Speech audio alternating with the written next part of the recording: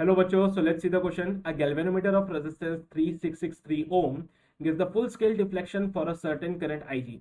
Calculate the value of the resistance of the shunt which when joined to the galvanometer coil will result in 1/34th of the total current passing through the galvanometer. Also the total resistance of the galvanometer and the shunt will be. Your first option says 111 ohm, 107.7 ohm. Second option says 110 ohm, 5 ohm. Third option says 112 ohm, 105.5 ohm, and the fourth option says 112 ohm, 112. So here in this question, just a second. Yes, in this question we have the resistance of this galvanometer.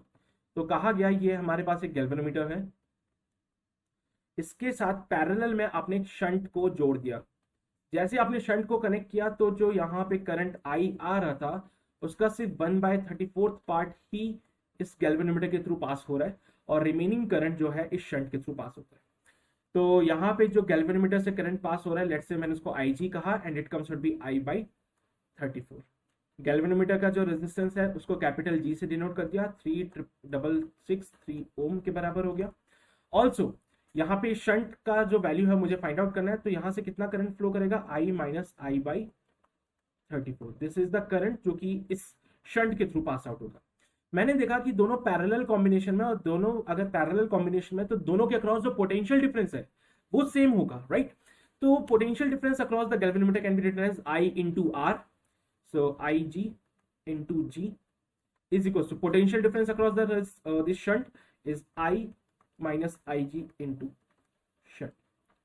तो यहां पे इसको solve करते हैं. IG की जगह पे मैं लिख दूंगा I/34 into 3663 is equals to I minus I/34 into shunt. तो यहां से I/34 मुझे मिलता है ये into 3663 is equals to 33I/34 into S. I से I कैंसल आउट हो जाएगा. 33 से अगर मैं इसको कैंसल आउट करने की कोशिश करूं तो कितने टाइम्स कैंसल आउट होते हैं, लेट्स सी. 3663/33. सो 3 से कैंसल आउट कर दीजिए तो ये बन जाएगा 1221/11, राइट. इसको सिंप्लीफाई करते तो शंट का वैल्यू मुझे मिलता है 111 ओम.